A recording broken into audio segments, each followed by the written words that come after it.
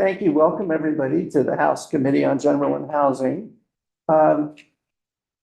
Today is our public hearing on PR, which is actually proposal, although many think it's proposition 3. And what we're going to do, and welcome everybody, and thank you for those of you in the room who are bothering to come and sit here with us. And welcome to all those who are listening in on Zoom. What we're going to do is we've had 13 of you who have asked to testify. And basically, we're going to give 3 minutes each person to testify. Please try to stay within the 3 minutes. There is a timer. And at the end of the time, in fact, is there a warning? It changes color at 30 seconds. Changes color at 30 seconds to help you out. If you feel like, gee, I have more to say than that, please do submit your testimony to us in writing. And the fact that you're talking here, and come on in, Mary. The fact that we're live. So the fact that you are testifying orally doesn't mean you can't submit stuff in writing. So if you want to submit your exact testimony in writing to us, you can. And if you want to submit more, you can do that too, and we'll read it. So again, really, I thank you all for coming out. I know one of you in the audience is from my town of Calais, and somehow is not got off work today to come here. So what I'm going to do is start right away. Is Emma here? Is she online? No. Yes. Oh, she is? Oh, there she is. I let you. Okay, I'm going to do that, yeah. All right, so what I'm going to do is ask the committee that's here to introduce itself, go around and introduce themselves to both to you folks in the room and those online. You want to start down there? Hi, Rep. Leonora Dodge. I represent part of the city of Essex Junction and part of the town of Essex. I am Tom Charlton. I represent Athens, Chester, Grafton, and Wyndham. I'm Debbie Dolgan. I represent St. Johnsbury, Concord, and Kirby. Good afternoon. I'm Ashley Bartley. I represent Fairfax and the majority of Georgia. And I'm Mark Mahaly, and I represent the towns of Calais, Plainfield, and Marshfield. Emily Krasnow, Chittenden 9, South Burlington. Sadia Lamont, Lamoille, Washington District, Morristown, Elmore, Worcester, Woodbury, and a small part of Stowe. I'm Mary Howard, and I represent Rutland City District 6. Hi, I'm Elizabeth Burrows, and I represent Windsor 1, which is Heartland, West Windsor, and Windsor. Good afternoon, I'm Gail Pezzo. I represent Chittenden 20, Colchester. And so when I call you, you can actually, Emma's online, and there will be some others online, but those of you who are in the room, come on up, sit down in the chair and tell us your name and tell us what you have to say. So our first witness is Emma Mulvaney Stanek, who is mayor of the city of Burlington. Emma, can you hear us? I can hear you. Can you hear me? Yeah. Yes, clear as bell, you're on. And do you want to turn the video function on to allow me to do video, or would you rather do this audio? No, we'd love to see you. I'm here, so if I can get that permission, I would love to join you. There we go. Does Emma have permission to appear? Yep, here I am. Great. There we go. Here I am. Okay, Emma, you're here. We see you. Hello, former colleagues. Thank you very much for the time to testify today. Hold on one second. I just need to move you over. I am grateful to testify this afternoon in support of Proposition 3. I am the mayor of Burlington, Emma Mulvaney Stanek, for your record. This amendment would enshrine in our state constitution the rights of workers to organize and collectively bargain and prevent any future legislative action to roll back the hard-won protections that workers currently enjoy in the state of Vermont. Burlington is a union town. We have over 20 different unions representing municipal workers, our higher education institutions, public schools, the hospital, our designated agency, our transit system, and more. These unions represent easily thousands of Vermonters. Recently, we saw at least 4 new unions form in the last 3 years in Burlington, representing workers for the first time and granting workers the legal ability to have a say in their wages, benefits, and working conditions. This has been a very important part of the city's economic well-being because union representation strengthens the working and middle class. It reduces income inequality and it protects workers from unfair labor practices. When workers have a seat at the table, employers also thrive through improved job satisfaction, lower turnover rates, and enhanced productivity. And we here at the City of Burlington enjoy this as a benefit as a large employer in our region, where the majority of our 700 employees are currently represented by unions. Furthermore, history has shown that unionization fosters justice and equity, ensuring that marginalized workers, particularly women and people of color, have equal opportunities for fair compensation.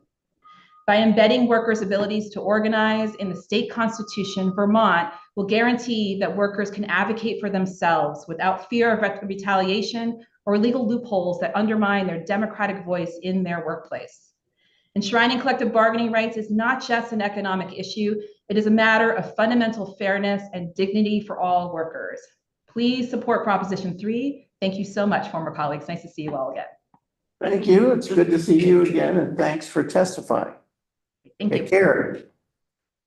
Our next witness is Casey Jennings. Is Casey here? Yep. Come on up, Casey. Tell us your name and tell us what you think. My name's Casey Jennings. I'm a terrible public speaker, so I'm just gonna read what I have. I'm from the town of Lunenburg, so right over in the Northeast Kingdom. So I wish to express my complete support for this proposal, and I hope it will soon be passed by the legislature and approved by the voters. One of the most fundamental freedoms in a free society is the freedom to freely associate with others and to work together for mutual benefits. This is what collective bargaining represents. And yet it has throughout our nation's young history been subject to constant attacks by those who fear the help, as some may consider us, demanding the little bit of respect we may ask for. I want to say my only complaint about this proposal is that it does not go nearly far enough. Under current law, employees wishing to form a union must essentially make themselves targets of their employers, often big corporations. And these corporations often feel empowered to trample on what protections the law provides against retaliation. I myself spoke up this winter, and we don't have a union, but working at a ski resort because of dangerous working conditions in which employees were left outside alone with limited or no opportunity to warm up or eat their lunches or use the bathroom. I suffered a repetitive motion injury to my back. And I filed a complaint with VOSHA. This happened because they basically peer agreed they wanted to cut from 2 people working chairlifts down to 1, which didn't really save much money. I filed a VOSHA complaint, but it took considerable time to deal with it because there's no specific state regulation on cold weather or the other issues. I just want to say that a bill currently before the committee, H348, would help address those problems I faced. I have been retaliated against. I've been treated quite poorly by management because of my unwillingness to be treated so poorly. And this is the big problem I see is that if you try to form a union or you try to work together to improve your working conditions, you're basically a target. You're making yourself a target. What I would like to see is actually some sort of law or even an amendment to the Constitution that says large employers will actually have periodic mandatory elections. So instead of having to form a petition and make yourself a target, just have it as a regular occurrence every so often for large corporations. That's where I see the biggest problem. And that will really help the situation. In general, I have a lot more to say. I'm running out of time, so I'll just summarize pretty quick here. I think this is a good direction to go. I'm watching other states like Florida even repeal child labor laws, so I'm glad Vermont's going in a better direction. Thank you, Casey. Thank you so much. Thank you. You've been very clear. Yeah. Thank you for coming. Yeah, thank you for your time. Thank you. Our next witness is Finn Yarbrough. Is Finn here? Yeah. Finn, come on up. Good afternoon, Chairman Mahoney, excuse me, esteemed members of the committee. Thank you all for having me. Thank you for your attention to Proposition 3. My name is Finn. I'm a nurse at Porter, which is a critical access hospital in Middlebury. In rural emergency medicine, we have the privilege of meeting and treating people from all walks, all stages of life, from the cradle to the grave. And when people recognize me, if they ask if they know me from somewhere, I like to tell them, maybe everybody meets me eventually. And they usually say something like, well, no offense, but I hope I don't. But they will. I started volunteering in the ambulance 9 years ago. I've since worked in the trauma center in Burlington throughout the pandemic, as well as in the neonatal ICU, where I was holding the smallest, tiniest Vermonters that I've ever seen. And now I serve as the vice president of nurses at our hospitals union. I work in the emergency room there, sort of picking up the pieces and putting people back together again when they fall apart. Being part of a collective bargaining unit has provided me with the peace of mind that comes with job security, which is absolutely vital in my primary role as a husband and father. And collective bargaining also means that we all use the same rule book, which is our contract. It ensures even-handedness in dealing with disciplinary issues, promotions, contract disputes, hiring and firing. But the effect of collective bargaining goes beyond moderating the relationship between employers and employees. At our hospital, we're working toward the model of shared governance, where the people delivering healthcare sit alongside administration in problem solving the complex issues within our healthcare system. We're vertically integrating healthcare leadership in a way that would not be possible without balancing the power between the laborers and the executive decision makers. So contrary to popular depiction, belonging to a labor union has actually improved my relationship with my superiors and managers. We can communicate on the level, like the professionals, with shared goals of healing that we were meant to be. Most importantly, though, I believe that the right to bargain collectively has given us, the nurses, solid ground to stand on when we advocate for our patients. Nobody likes to be the first to stick their neck out, but collectively, we stand together proudly to protect people when they're vulnerable and sick and when they need us most. We live in a time when previously established norms are being challenged, in some cases entirely uprooted. Until now, we've taken for granted some of the rights that we thought to be inviolable. And so I believe that now is the time to enshrine the right of the people of Vermont to band together and bargain for our livelihoods with integrity and transparency, rather than individually behind closed doors at the mercy of whomever holds the key. In Vermont, we should all be guaranteed the right to exercise our freedom to seek unity. Thank you very much. Thank you for coming. Thank you very much. And thanks for bringing your family with you. Thank you. Our next witness is Larry Mokeen, if I'm pronouncing it right. And after Larry the next witness will be Heather Bauman. Was close. Larry Moquin. Moquin, okay, my apologies. French, just like most of us. But I am here as the president of the Vermont AFL-CIO. And on behalf of our 17,000 members, we urge you to pass Proposal 3. I want to give you a little, I didn't prepare anything. I just wanted to give you a little background. I've been a part of this since it started in 2023. The intent of this was to protect my nieces and nephews and their children. There was no ill intent at all to let everybody organize, even though I believe everybody should be able to organize. The intent was we have great laws in this state that protect workers, but 20 years from now, we could have a whole different attacks coming at a statewide level. And this will ensure that these basic rights that workers have and the only rights that they have left now are protected. And the people of the state, I believe, will overwhelmingly support this as a basic fundamental. And just like the other amendments that you all have let go to the ballot, the difference is this amendment touches every door in this entire state.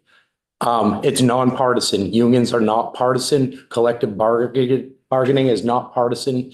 It's about, do you believe workers should have a voice? And I'll end just by saying, it's like, you look at your hand for such when your hand's like this, it's not very strong.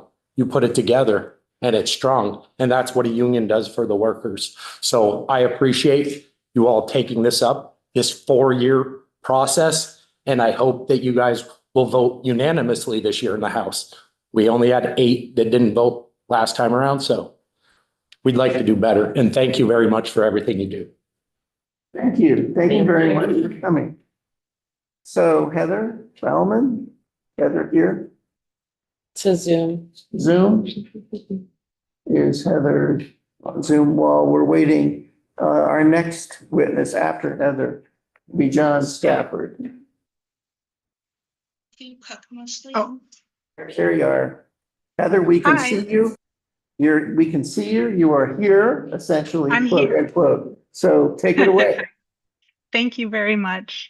And good afternoon, everyone. My name is Heather Bauman. I'm a resident of Charlotte. I'm the mom of 2 amazing Vermonters, and I work as a phlebotomist at the University of Vermont Medical Center in Burlington. Pardon my scrubs, I'm about to go on shift.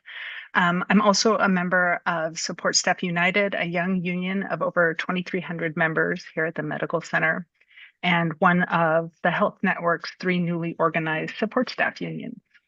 And in addition to that, I have the honor of serving as Vice President for Healthcare of AFT Vermont and working with Larry on the Vermont AFL-CIO State Labor Council. I'm here today to urge you to support the passage of Proposal 3 out of committee off the House floor and to be placed before Vermonters for a vote. As support staff, I'll just, center myself in this conversation. We're the folks who clean the hospital rooms. We dispose of the biohazard and the waste that's created, and we deliver necessary medical supplies all over the medical center. We prepare the meals for patients and staff and visitors. We're the licensed nursing assistants and the medical assistants. Some of us, such as myself, draw your blood. Others schedule your appointments. We have an extraordinary amount of patient contact, and we also do invaluable work behind the scenes to keep the hospital running.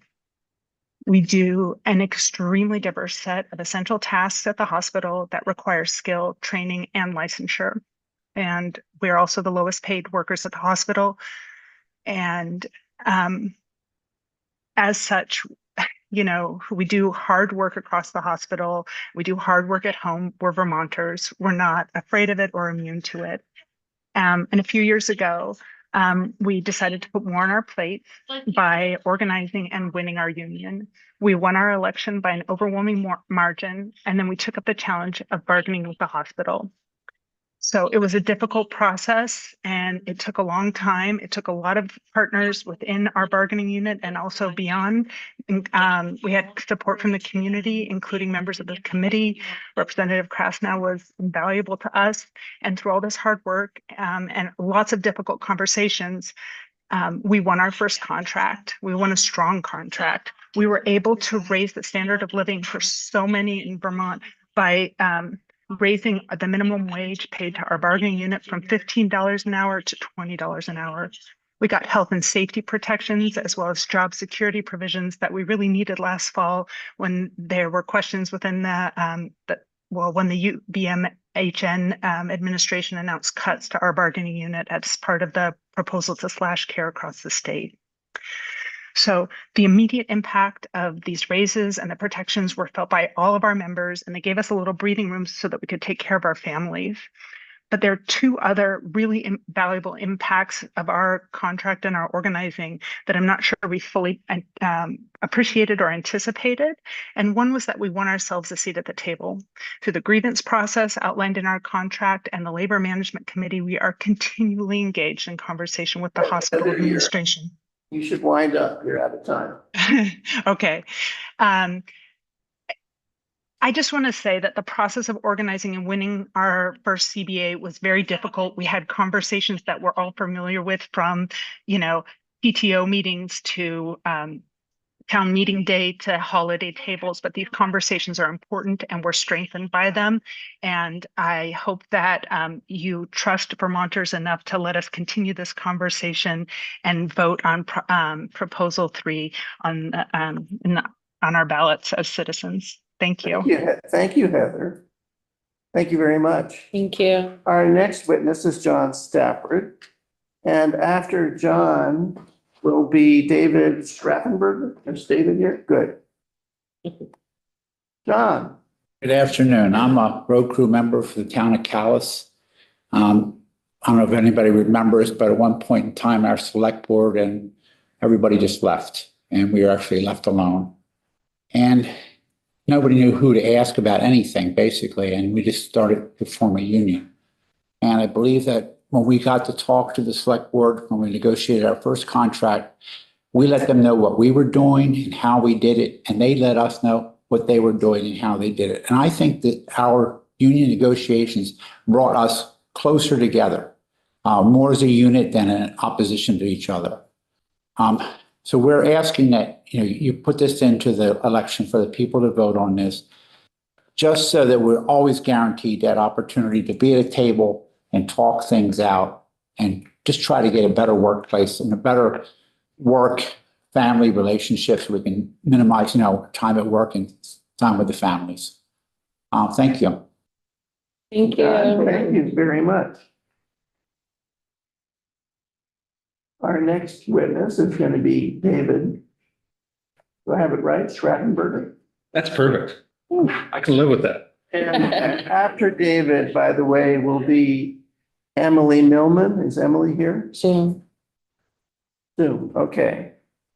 So, David, tell us who you are for the record and take it away. Very good. My name is David Schrattenberger. I live in Underhill, and I am the local president of AFGE. That's the American Federation of Government Employees, Local 2076. Having said that, I could say a lot, but we have this little thing called the Hatch Act that we have to be careful about here. So I get to say things on behalf of our members. And the first thing I want to say is, let's pass this unanimously, because the state needs it. The state can lead with this. And it speaks to holding people accountable for their actions. And one of the things I could mention, were I so inclined, is that it might be nice to put some fine print on this that says maybe the federal government should have to ask for waivers for some of the things that they do that might violate this potential amendment. And I just happen to think that our esteemed Attorney General might be able to make use of that, or her successors. And I think it would be a very, very beneficial way for us to move forward and to continue to hold the federal government accountable. We used to have a balance between the branches of government, and that seems to be a little off. I'm just, speaking for myself as a private citizen here. But what has happened is that the states have become another balancing tool, and it's being very effective.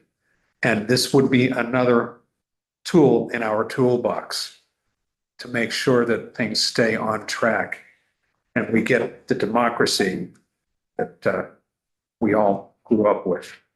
Thank you. Thank you very much, David. Appreciate it. You bet. Our next witness is Emily Millman, who's with us by Zoom. And after Emily will be JP Isabel. So, Emily, you see us? We see you very well. Hi there, everybody. Thank you so much for having me today. My name is Emily Millman. I'm a registered nurse employed at the Emergency Department of Northwestern Medical Center in St. Albans, Vermont. I'm here today to express my strong support for Proposal 3 and the right to collectively bargain in Vermont workplaces. My personal involvement with union work began in this past fall of 2024 when my nursing colleagues and I decided this past time for nurses to be involved in the decision-making process for our little hospital. We learned that a union changes how decisions get made, and that by forming our union, we could have a meaningful voice in the policies and procedures in our workplace, which is also the hospital that many of us, our friends, and our families receive care.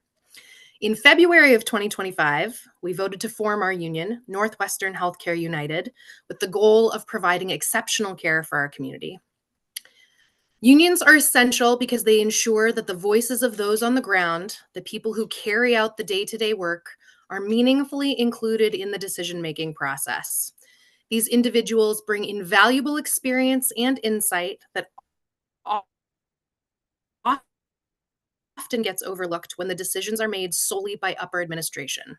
For example, last summer, the administration at NMC made a unilateral decision to decrease incentive pay, the method by which the hospital fills staffing holes when there are critical patient care needs not being met.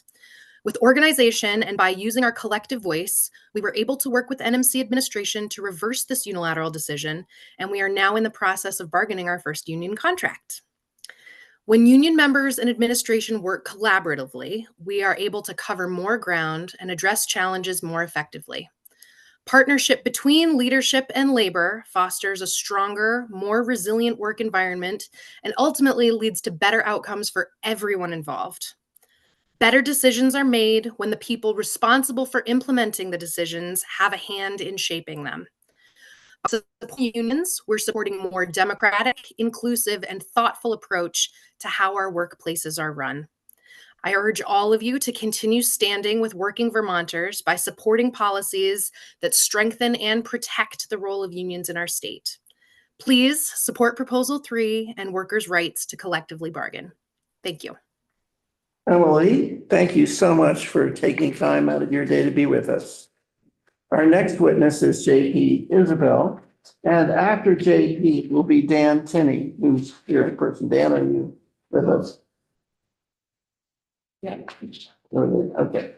So JP, for the record. Hello, everybody. What do you want to say? Sure. My name is JP Isabel, and I live in Barrytown, Vermont.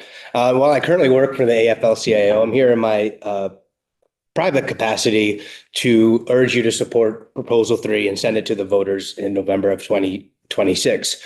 I grew up in Vermont, attended college and law school here, and worked for the state for over 12 years. I was a member of the VSEA and sat on the contract bargaining team and on the state employees retirement board. As a son of an immigrant, I am living proof of the economic opportunity that unions can create.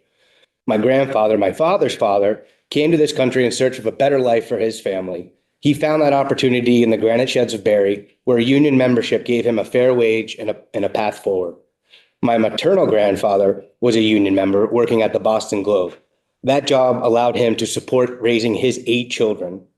And after raising those 8 children, my grandmother was able to start her own career in a union job, one that provided her with a living wage, security, and the dignity of a stable retirement. Because of the foundation that they built, my aunts, my uncles, my cousins, and I have all benefited from those opportunities that unions made possible. That kind of steady progress, generation to generation, would have been far more difficult, if not impossible, without the protections that unions provide. The rights that Proposal 3 would enshrine in the Vermont Constitution are the very rights under attack in DC and in states across the country. Just next door, New Hampshire debates these rights every 2 years. I'm proud that Vermont is taking a different path, choosing instead to affirm and protect workers' rights. Vermonters have shown time and again that they stand with working people, and I look forward to seeing Proposal 3 on the general election ballot in 2026. Thanks. Thank you very much for your story as well as your testimony. Don Tinney is next, and after Don will be Martin Gill, who is testifying in person. Martin, are you here? Great. Thank you. Don, take it away. Thank you. Good afternoon. I'm Don Tinney from South Hero, a high school English teacher who is proud to be the elected president of Vermont NEA, the state's largest union. And at 175 years old, our union is one of the oldest labor organizations in the country. I'm here today to lend our support to Proposal 3, an amendment to Vermont's Constitution that will enshrine collective bargaining rights for all Vermonters. As you know, this measure passed unanimously in the Senate, making the upcoming House vote crucial to put Proposal 3 before Vermont's voters in 2026. I am here to urge this committee and the entire House to follow suit and lend its overwhelming unanimous support to a measure that will forever make Vermont a haven for workers' rights. For half a century, school employees have had the right to organize, form unions, and collectively bargain. It's been a part of Vermont law since then, and it has allowed generations of educators to be the best at what we do.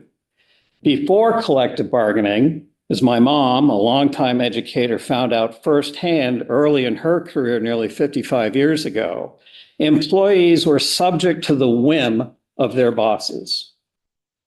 What collective bargaining has brought instead are contracts. Contracts that spell out the rules of the road. Contracts that ensure equal pay for equal qualifications. Contracts that provide benefits and good, healthy working conditions. And contracts that allow workers to do their jobs well. In my field, we know that states where educators have the right to collectively bargain and the pay, working conditions, and benefits that come with it have better academic outcomes for students because our working conditions are the students' learning conditions. And while collective bargaining rights are law in Vermont, we see from Washington that laws can be ignored. The threats from this White House against labor and unions and workers are warning signs that cannot be ignored. I urge this committee and the entire House to overwhelmingly pass Proposal 3 so that Vermont's voters can protect collective bargaining rights for generations to come. Thank you. Thank you so much, Don, Thanks, Don. for testifying. Our next witness is Martin Gill, and after Martin is Danielle Bombardier, who, if I'm saying that correctly, Danielle, who will be attending by Zoom. Martin? I appreciate the opportunity to address this committee regarding Proposal 3. I am originally from Bennington. I live in Danville. I work often in Burlington. My job is as a theatrical stage employee. So my union is IATSE, and we are 919. We were organized in 1983. First local was organized in about 1885. We are currently negotiating several contracts. Several of these are in their 10th iteration and or more. And the right to organize is inviolable. We, need this as a national model that Vermont can provide. If we can unanimously pass this in both House and Senate, we can provide a kind of validation that will strengthen other states in their search to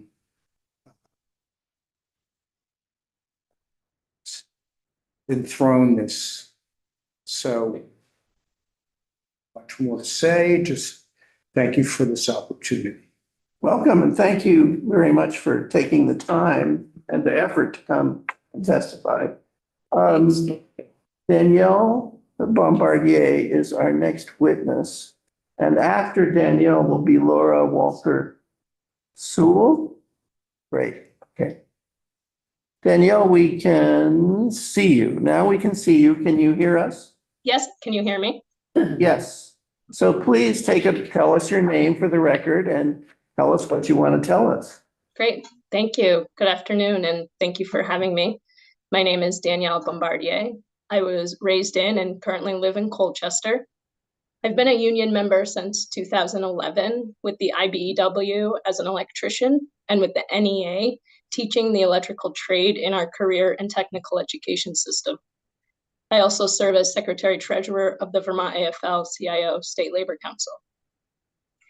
I support Proposal 3, and I ask you to as well.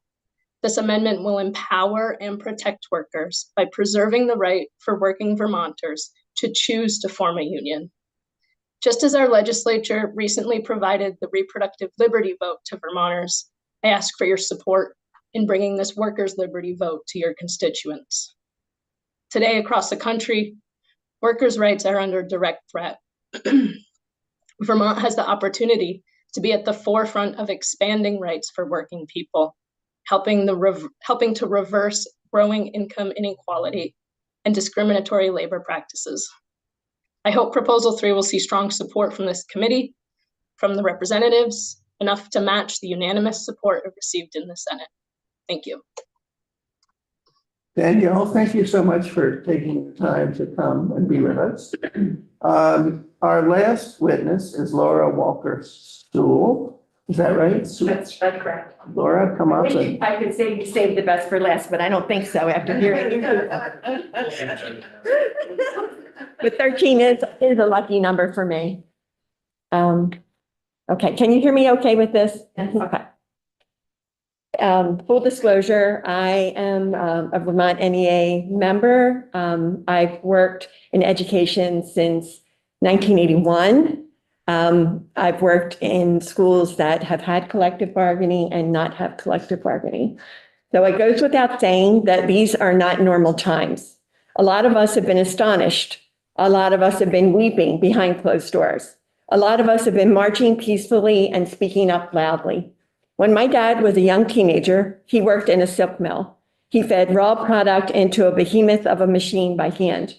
There were no safety standards to protect him or his fingers. When I was a little girl, I remember asking my dad, "How can you tuck your fingers like that?"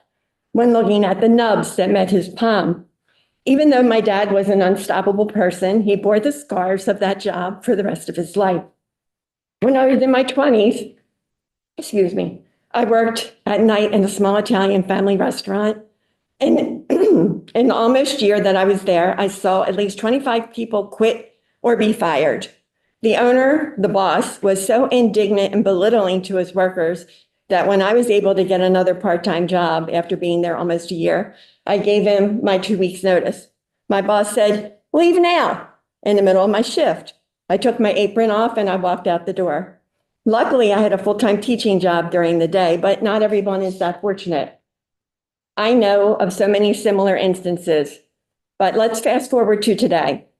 After a Canadian union has successfully organized one of 7 Amazon warehouses in Quebec, Amazon warehouse workers there tried to collectively bargain with Amazon for better working conditions and pay. The response from their boss, one of the richest men in the world, a man who made $8 million for every hour of the year in 2024, okay, that's $192 million a day. That's not chump change. A man who's planning to build a gigantic 107,000 square foot warehouse in Essex, Vermont, not far from where I teach. What did this man do to the workers in Quebec? He closed all 7 warehouses, leaving 1,700 people, full-time workers, unemployed, without jobs. Jeff Bezos and Donald Trump have many things in common, and one of them is their disdain for unions and collective bargaining. On March the 27th, 2025, the White House fact page, which I do read, it says, and I quote, "In order to protect our national security, an executive order was signed ending collective bargaining with federal unions. Hostile federal unions will no longer be able to obstruct agency management. Certain federal unions have declared war on President Trump's agenda, and this is dangerous," end quote. Our president's attack on collective bargaining has drawn condemnation from members of Congress across party lines. Proposal 3 is first brought forward and sponsored in 2023 by 20 Vermont senators. You're out of time, so. I have two more short paragraphs. Can I just say them? Yes. Oh, thank you so much. This proposed amendment would enshrine the right to collectively bargain in the Vermont State Constitution. Many of you in this room have been bold before. The Vermont Constitution was amended in 2022, adding language to protect the right of personal reproductive autonomy and prohibiting government infringement. I implore you, as someone who was a dedicated collective bargainer myself for many years, let's elevate our voices together and let's leave people better off than we found them. Thank you. Laura, thank you very much. That concludes our hearing. I cannot thank you enough, really, for bothering to leave your jobs, your situation, and come here to talk to us. Don't think for a minute it doesn't make a difference. It does. It really does. So with that, we are going to